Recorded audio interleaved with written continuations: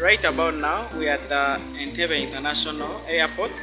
We are waiting to be checked in. We're going to check in a few, but we are here. We're still waiting. It's still time. It's still early, but in a few, we're going to be checking in. See you.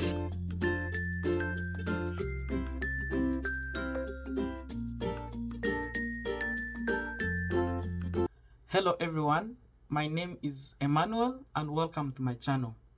Today I'm going to be sharing my GKS story, and I'll also be sharing with you the benefits, the requirements. We're going to go through the guidelines together. I'm currently doing my language year at Yeungnam University, and later this year I'm going to be doing my master's degree in information and communication engineering at the same university. Today I want to explain a step-by-step procedure on how you can apply both through the embassy track and the university track.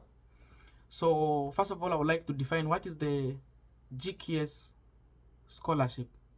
So GKS scholarship is a global career scholarship, and it has two programs. One is the undergraduate program and the graduate program. Undergraduate, it is a program for those who have just finished high school and they would like to do their bachelor's degree in South Korea. And then graduate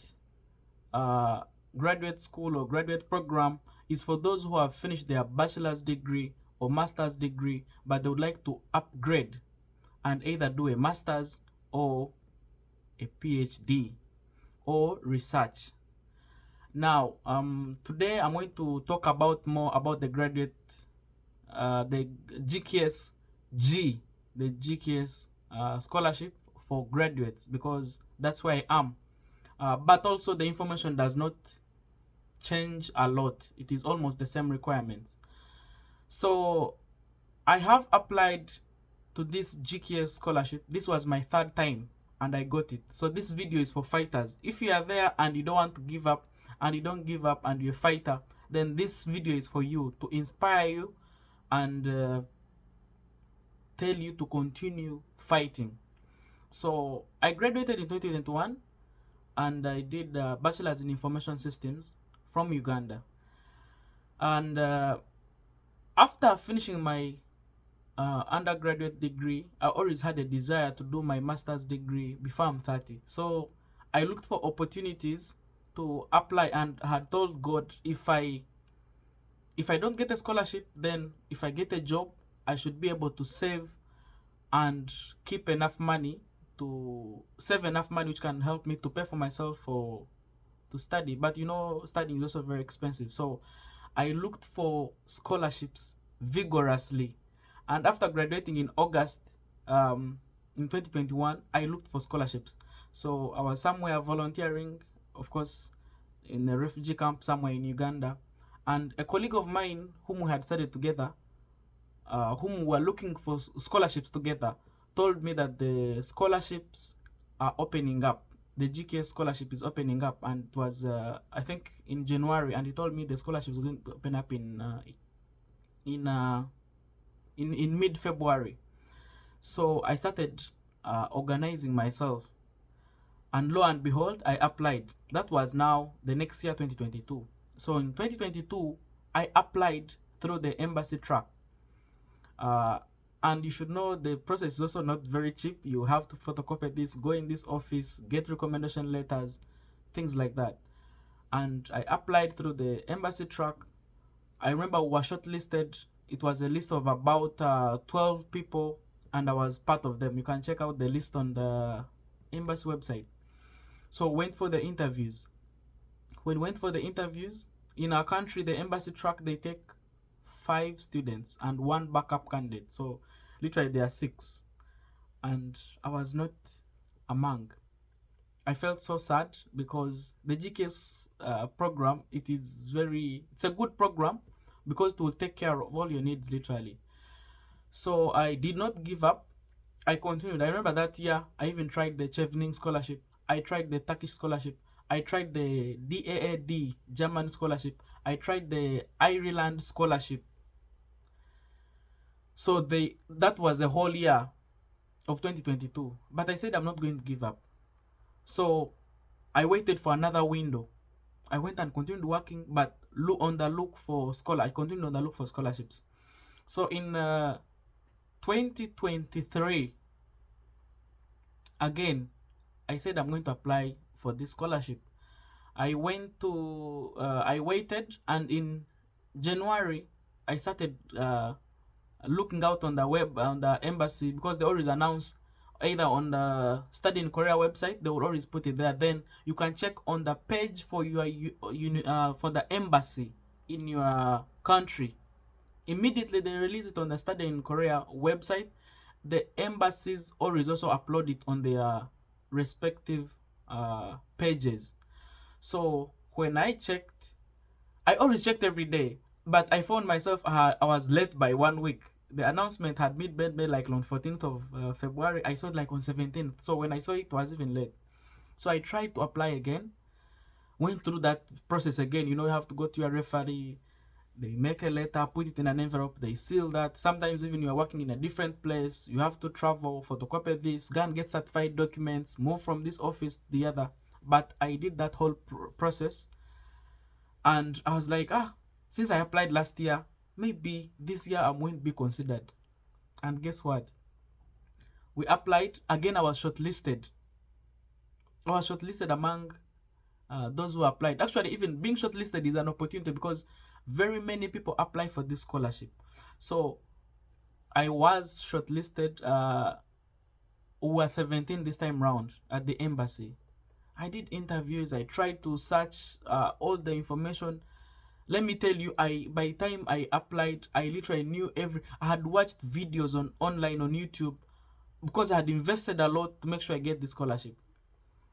But you should know it is very competitive, because sometimes you are applying, you know nothing about you have no experience maybe in this in Korean language, but there are other applicants who have experience in Korean language. People have TOPIK, people have IELTS, people have TOEIC and TOEFL.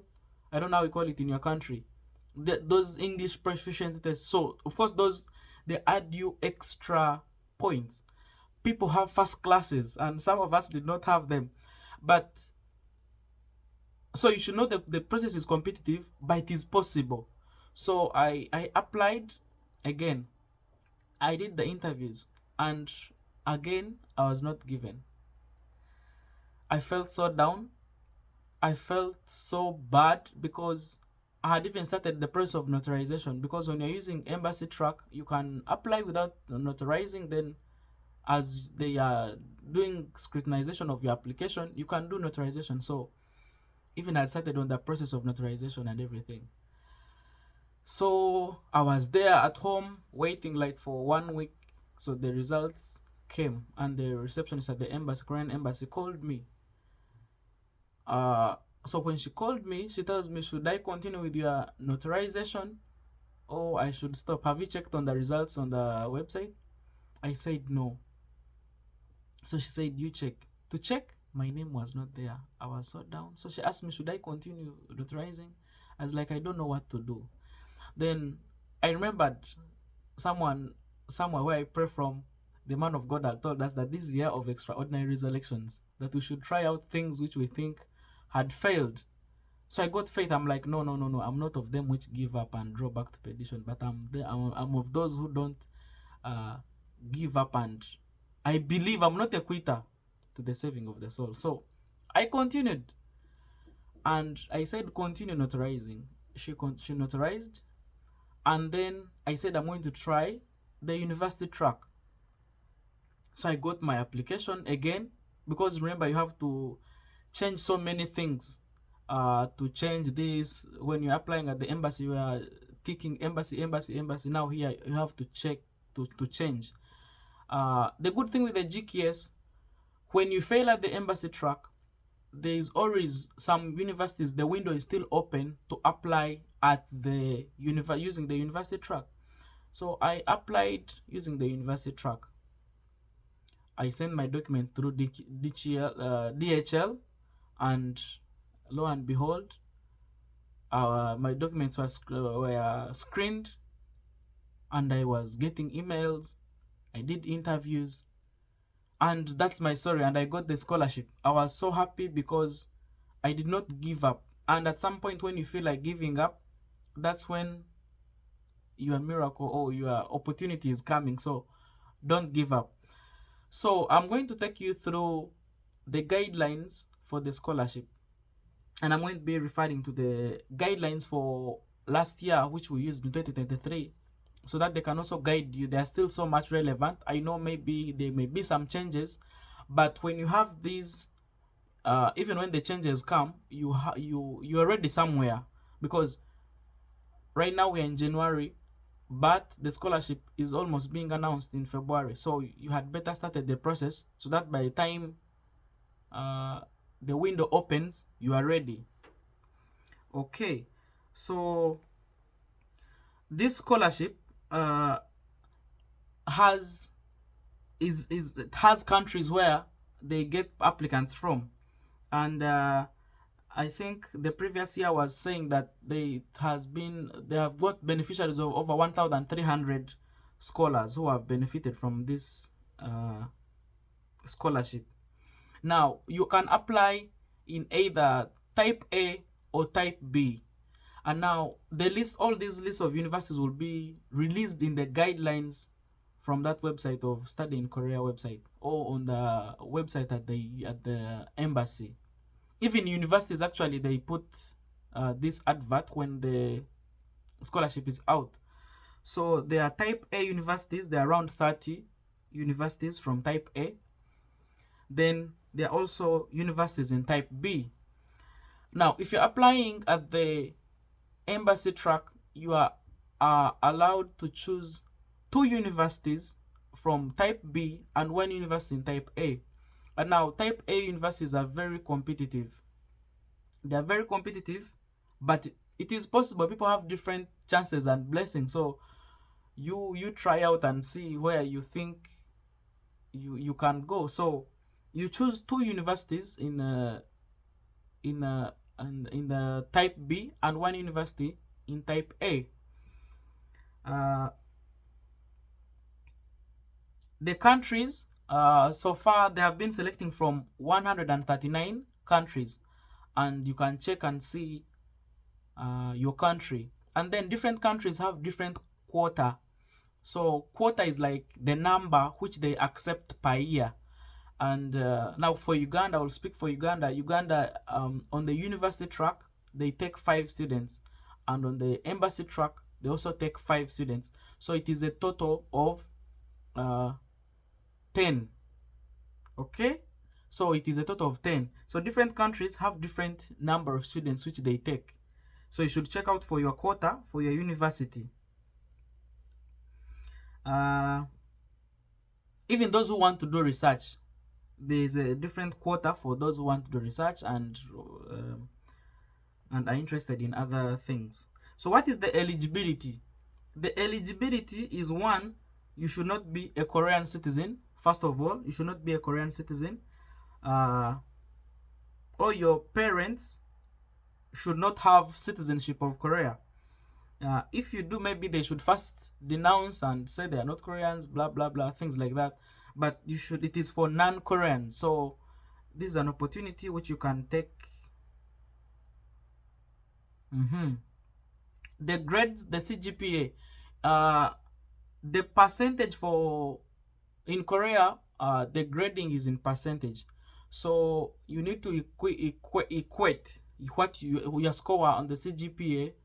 The CGPA is the cumulative grade point average, and in Uganda we use a scale of 5. So in Korea, you're supposed the GKS allows 80%. So 80%, when you check on our CGPA, it's around like 3.2. That's the minimum. 3.22. So 3.22 is like 80, but is equivalent to 80%. So 3.22 out of 5. So every person, if you have above that CGPA, you are eligible and you can apply. So don't start saying maybe I don't have this. No, as long as you have 3.22 and above, you can apply. The age you should be below 40 years, and that is I think you should be born above 1983. So 1983 and above. Then also they are trying to say here that they will give an upper hand from those people who are like teachers and they are like lecturers in the list of countries which they have put here. Okay, so what are the documents you need to submit for the GKS? The documents you need to submit are in their order. One is the application form. Now, of course, the application form, when the scholarship is open, they will also upload it. So that is the application form. So whether you're going to apply in the embassy track or the university track. The second one in that application form is a personal statement.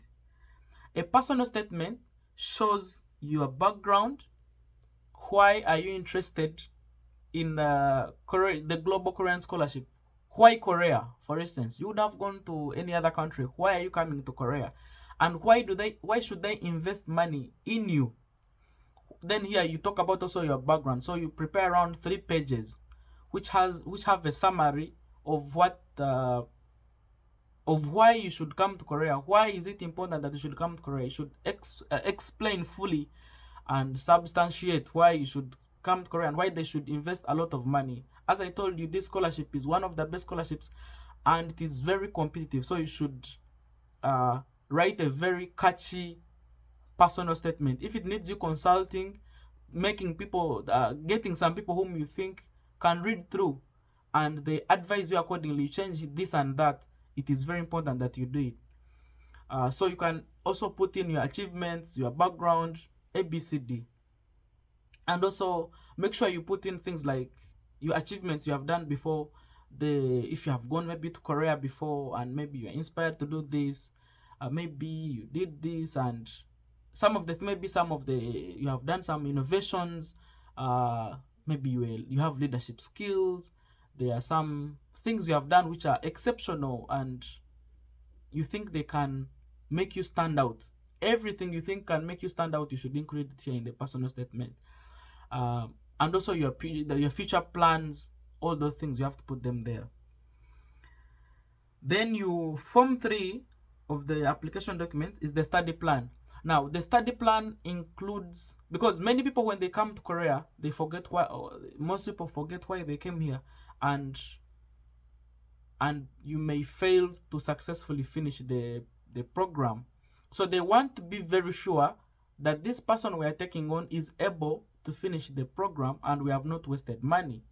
So you must put a study plan showing clearly which steps are you going to follow to make sure you finish your degree in the stipulated time, in the allotted time. So you must, for instance, even you should put in a study plan of how you're going to make sure you pass the language year. The scholarship covers 3 years if you are for masters, 1 year long language and 2 years of your master's scholarship. If you are for PhD, it is 1 year long language and 3 years of your PhD, with exception for those, if you have topic 5, topic is a test of proficiency in Korean. Now if you have topic 5 and 6, you are exempted from doing a language year. So you just come and do your master's or PhD straight away, or your undergraduate straight away. So you need to, if you have it, well and good. If you don't, then you must do a 1 long language year. So you must also put a study plan. You can say, maybe I'm going to download this application, I'm going to enroll at a language school which is in my country, because you can, for instance, write about before coming to Korea, because you're going to apply in February. Between February and August, when you come here, you have like around 7 or 6 months. So you can learn a lot in that period. And actually, if you get topic 5 or 6 before coming to Korea, you are still exempted from the language year. So maybe you may get your topic by May or something. So you have to put steps on how you're going to make sure you pass the language year before coming here and even maybe after coming here. So this can include enrolling in your language school, taking on Korean classes at websites. There are very many applications which you can use to be learning basic Korean before coming here. Then also the study plan for your masters. How are you going to make sure you pass your masters in the stipulated time? So you explain fully and put in a few steps on how you're going to make sure you pass. Yes, being in the laboratory, enrolling at the right time, getting these materials here and there. You explain. So make sure you search, you go to your department's website and get as much information as possible, which you will put in your study plan to make it catchy and to stand out. Now, the fifth is one letter of recommendation. Now, the recommendation letter, you should, if it is possible, at least get an academic professor or someone who has taught you, who knows information about you. Now, they should write for you a letter. They will give you a template. When the scholarship is out, they are going to give you a template. So when they give you a template, you will send it to your professor, who will read through and write something, and then they sign on it. If you are an embassy track applicant, you can make 4 copies of the recommendation letter and send to your professor the templates. Then the professor can sign, and after that puts all the 4, because they're going to be going to different universities. So I think you can sign on them. So when they open, they will attach the different universities so that they can ably go and scrutinize you and everything. Because the recommendation letter, you're not supposed to read what the professor has told you, has recommended about you. So that's why they are supposed to write things about you. They seal it. They sign on top. I think maybe I will make a video about the recommendation letter. So they sign inside. They talk about ABCD. In those templates, they're going to explain to him what he should write about you. Then after that, he will sign, seal it, and sign on top. If he has a stamp, he can even stamp. He signs on that paper on the closing, where you seal the letter. So he has to sign on top across on the seal. So when he does that, you will attach it with your documents. The recommendation letter is very important, and you should get it from someone who knows you and who can be able to explain your potentials and capabilities. So research people, they need letter of invitation. Now there are things you should check, like there are check boxes, like the GKS applicant agreement, the personal medical assessment. So personal medical assessment, they ask you, do you have this, do you know this, are you sick of this? So you tick. You just be honest and tick what you think best describes you. And then proof of citizenship and family relationship document. Now this is very important. The only thing that can prove that you are not a Korean is your family relationship document. And of course, this document, it differs per country. Different countries have different documents. Now, if you're in Uganda, this is your birth certificate from NIRA, National Identification Registration Authority. Don't submit your sub-county birth certificate.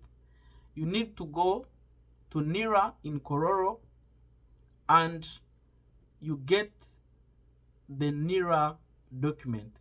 Of course, this will come out with the proof that your parents are Ugandan, for instance, and they will even put in their national identification numbers. So this can prove that your document is a genuine document and you are from Uganda, you're not a Korean. It is very important. Other countries have different documents, the family relationship document. I don't know what they use, but there are those bodies which are responsible for releasing those documents. So make sure you get that genuine document which shows that you are a citizen of that country and your parents are also citizens of that country. Now, of course, after getting it, you should make sure it is notarized. So notarized means after going to NIRA, for instance, and getting that birth certificate, make sure you certify it. So after making it, you make photocopies.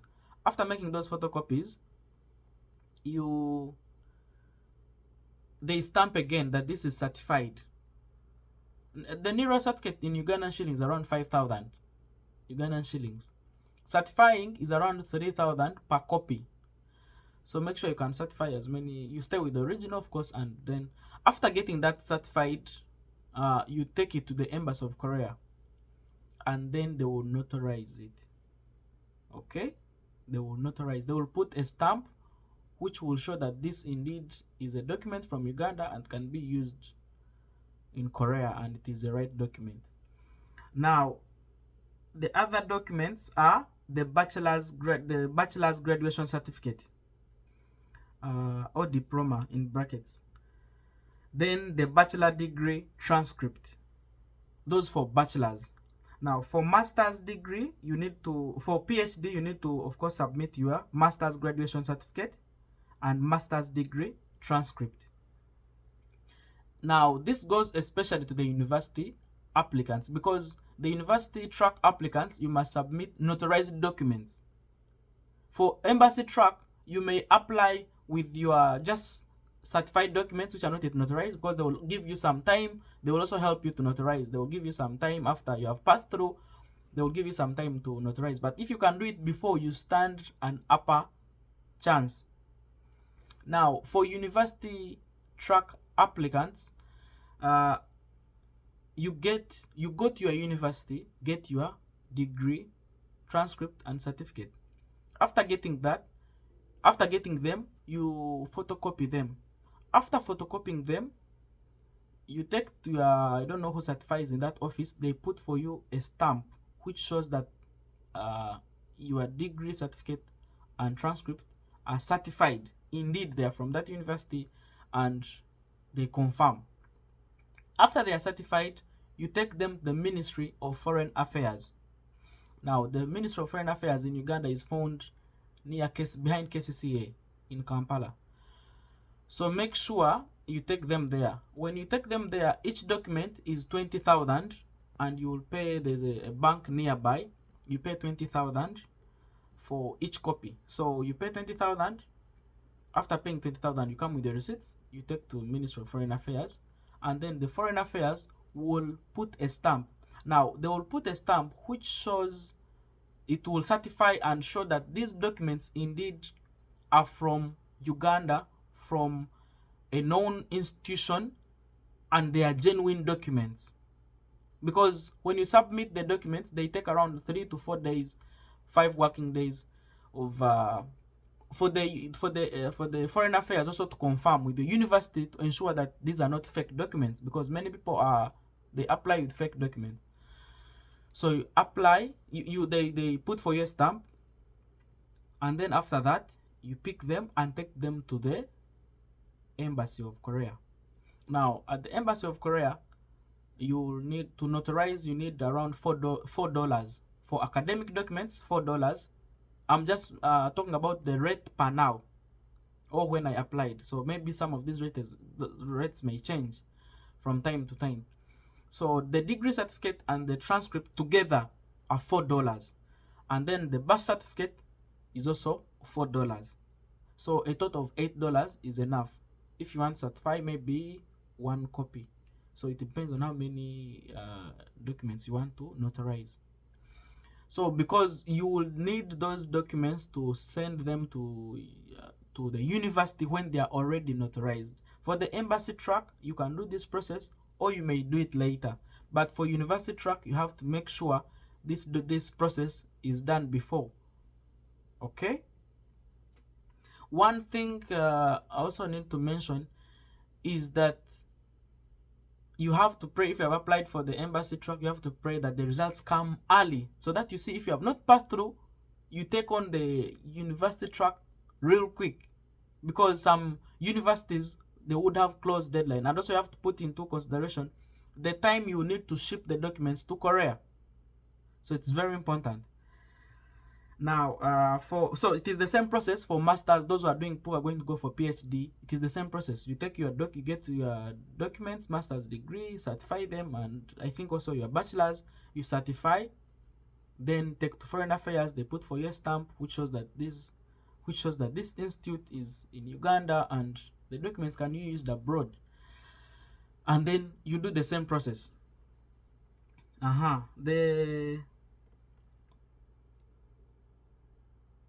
The other thing I think I should talk about, if you have your score for topic, if you have, maybe you have done topic before and you have got level 2, level 1, level 3, it is very, very important to put it there, because it shows that you're already interested in Korea and you are making an effort to study Korean. The Korean language is very important because it will help you in many things, as you talk with the natives, as you do some shopping, as you need to go from place to place. It is very important to know this language. But also it is very important for people, there are some people who are going to do like their degrees, they need like topic level 4. So the earlier you take on the topic classes, the Korean language classes, the better, because one, it will help you in the selection process. You may stand an upper chance because you're already showing interest, that you are interested in Korea, by even learning their language. And even if you don't have topic, or you don't have a language, you have not taken language classes, you have maybe learned another language. It could be French, it could be English, it could be Spanish, it could be Chinese. You can attach those certificates on your application documents, because it will show that you are really good at learning languages and you can easily adapt. So it's very important. If you have, you can then attach them, because they will make you stand out. Now, one of the other things you should also search about is the program. Which language is it being taught? You should have to check and see. If you know you don't know Korean and you are not sure, make sure you look for degrees which are taught 100% in Korean. Some of them are taught either in Korean or English. So make sure you look for a course which you know is going to be taught in English.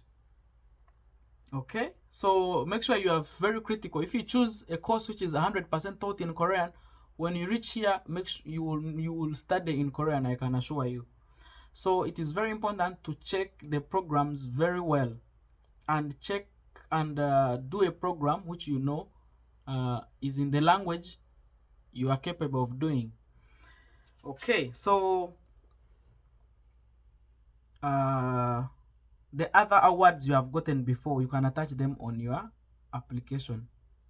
Certificates, they could be leadership certificate, extracurricular activities certificates. Then here they have said also an applicant's passport. Now it is optional, but it is very important. Some people have not yet gotten a passport, but if you have it, please make sure you photocopy and attach. Make sure you attach any document which you think can make you stand out. As I told you, the competition is very, the scholarship is very competitive, so you must make sure you put in an extra effort, make sure you get the scholarship. Okay, so what else haven't I talked about? So for the embassy track, there are around 3 rounds, I think. So when you apply at the embassy is going to scrutinize your documents, and then they will make a selection of 5 candidates. So of course they will first shortlist around like 12 or 10 or 15, whichever number. Then you will be called to do interviews. Make sure you show up. So after doing that, they will announce which people they're going to send to NIED, NIIED. It is I think National Institute for International Education in Korea, something like that. So when they send those names to NIED, it will also do a selection. Now after doing that selection, and they say these people are okay, they will now get your documents and send them to different universities. Now these different universities are the ones you applied to. So that's why you need to make 4 copies, 1 set of original documents and 3 photocopies of that original document. So you make 1 set of complete documents, then you will photocopy 3 times, so then you will have 4 documents. So after you have applied at the embassy, you'll submit those 4 documents at the start. So when you submit them, the embassy will send those documents, as I've told you. Then the need will then select and say, oh, okay, everything is okay. Then they will get the other photocopies and send them to the other 3 universities I told you, which you applied to. Now, these universities now will sit down and scrutinize your documents, and of course there are also other applicants who applied from other countries, so you will compete with them as well.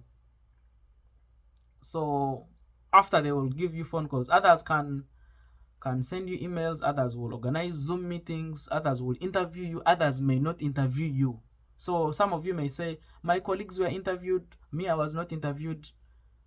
Is everything okay? So make sure you will be checking your emails from time to time, and they will be announcing everything on the Study in Korea website. So make sure you check your emails, you check your that website because every after that round they will be telling you. So the universities can organize interviews, others may not, and then they will send you emails whether they have accepted you or they have not accepted you. Now for the embassy track, they will send you emails. If let's say all the 3 universities say it's okay, now it will be upon you to choose which university you should go to. Then you will write to need and tell them that maybe me, I've chosen to go to Yeungnam, maybe I've chosen to go to this other university. So you have to choose one university. Some people, like all the 3 universities can give them. Some others, 1 can give them. Some others, 2 can give them. Some others, none can choose them. Okay, so it is very tricky, but you have to give it a try. So after that, now that was it. They will announce the general combined document, which has embassy track applicants and university track applicants. Now for university track applicants, remember, for you, you will apply in 1 university, only 1 university and 1 department. So you have to make sure you search enough information about that university and why that university and everything like that. So also remember, for them, and you have to submit notarized documents. So make sure you check the university website, what is the deadline for application. Also see your country, what time do I need to send these documents to Korea. After doing that, and the documents have reached the university, the international office will send you an email that we have received your documents. Make sure you don't make a mistake while writing the address, because if you make a mistake while writing the address, the documents will go to the next part, to the wrong address.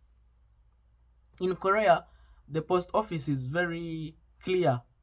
Different places have different post office addresses. In some countries, these addresses don't work, things don't work like that.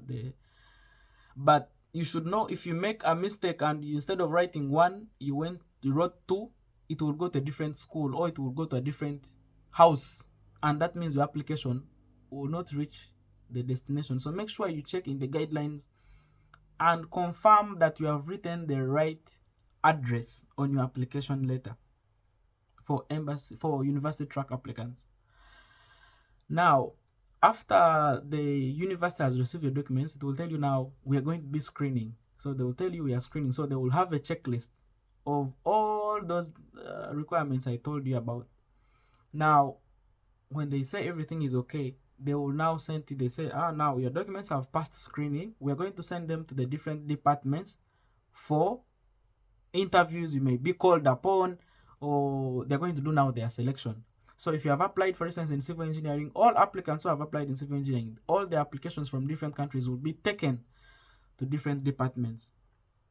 Now, these departments will hold interviews at different dates. Now, some of these people can do interviews by Zoom. Others can do these interviews by sending you a PDF with questions, and you reply. They tell you the deadline when they're supposed to submit. Others can just give you a phone call. Yes, others, some colleagues of mine, have watched also videos on YouTube where people were called directly. So I don't know which this time around they will use, but in our time, they sent us a PDF document, then you answer. Why Korea? Why should you come to, for instance, Yeungnam? Why do you want to do this course? What are your future plans? Things like that. So you send back the answer. So after that, each department will recommend particular students. So the universities in type A can recommend maximum 15 students. The universities in type B can recommend about 25 candidates from the whole world. So you see that when you apply in type B, the number is a bit big and there are more chances. If you apply in type A, it's also okay, 15 students. Now, they will submit those names to that National Institute for International Education in Korea, NID. So NID will now get those lists from different universities, because remember now you have applied in one university A, but there are other 65 universities where people have applied too. So now they will look at those people whom they have recommended, and now they will group per country. Then they will see who got more points. Okay, so and now it will now go back to your quota. What is the quota for your country? So if you are supposed to be 5 students from your country, they will now see, if let's say recommended students are now 10, they will see who are the top 5. So the top 5 will now be announced, and they will put them at the Study in Korea website. So all these results will be put in Study in Korea website from time to time, and even they will put the periods when you're supposed to see all this information. Actually, let me get for you the different timelines. Now, for instance, like embassy track, the first round of selection and application will be between February and March. So when the announcement comes, you check the website, you apply, and the first round of selection, they are supposed to send the names to NID, I think, by end of March. So the embassies must make their selection, and by March they are recommending the names. So the names they have, I think, early April. I'm saying early April. They are supposed to send these names early April to NID. So of course, this period in between March and April, people are doing notarization and completing this document. So now the NID will now send the documents to different universities for the second round of selection, I think. Then after, there's third round of selection where the university selects, and they update, they tell you, they send you emails of which candidates they have allowed. So in June, they will put the announcement of the final successful candidates combined with the university track. Now for the university track, the application is between February and April. So that means even those who have failed to get at the embassy track, if let's say they announce by March and you know that I'm not going to get at the embassy track, you can apply at the university track. So it will go on from February up to April. But some universities, their deadlines are around March. So make sure you see which university you have applied to and the deadline. So let April, the documents will be, the people are going to send their documents to different universities. Now, the second round of selection will be in late May. I think in early April, the universities will make their selection, and now they send these names to NID. So NID will now make their selection of the selected students who are going to represent the whole country from different universities. Then in late June, they will make a combined document with university list and embassy track applicants, and then they will announce the successful candidates. Okay, so I think briefly that's what I can say about the Korean scholarship. But I want to tell you that you should not give up. You should try this opportunity. About the benefits, I think it's something I had forgotten. When you are on this program, you receive 1 million Korean won. Now, in Ugandan shillings, I think that is around 2.89 million. So this money is enough for you to pay dormitory. In the dormitory, if you don't have topic 5 and 6, you're supposed to stay in the dormitory for the first year because it is mandatory. So you must take that whole language year. You're supposed to be in the school dormitory. So you get some money off to pay for rent. On that 1 million, it's enough for you also to eat. If you want to do some saving, people want to do trips, it's enough money, I can say, to do your a few things and here which can help you to study and be successful, like to pursue your studies here. Then there are also these other extra benefits which the scholarship gives, like they give you an economy class flight ticket, then settlement allowance of around 200,000 Korean won. Now, for even when you go to your masters, this 1 million will continue until when you finish. Then those who have topic 5 and topic 6, according to the previous years, they have been getting 100,000 as extra money. So it is like an appreciation. So they will also pay your language year expenses. I mean, they will pay the tuition. So you will just come and study. Then there's also allowance for master's students, I think. Is it in those in masters, those in engineering? They get some extra money. Those who are doing like engineering courses and research, things like that. They get around 200,000. Others, I'm saying 240. So it depends. So this is a very important scholarship, and I think if you can be ready and apply on time, you can get it. And if you don't get it this year, don't give up. Next year is there. If you also don't get this scholarship, there are also other scholarships which I think you can also apply to, which are good. But the whole point is you should not give up. Even for this scholarship per se, I told you that I applied at the embassy track twice and then applied to the university track and I got it. I'm not saying that you come to the university track, that's where your chances are, but weigh and judge yourself and see where should I go, or where are my qualities, where do they best suit, and also pray to your God and to come through for you. So I think that is my story. If you have any questions, please reach out in my comments and I will reply immediately. And I can't wait to see you in Korea. Bye bye. Annyeong.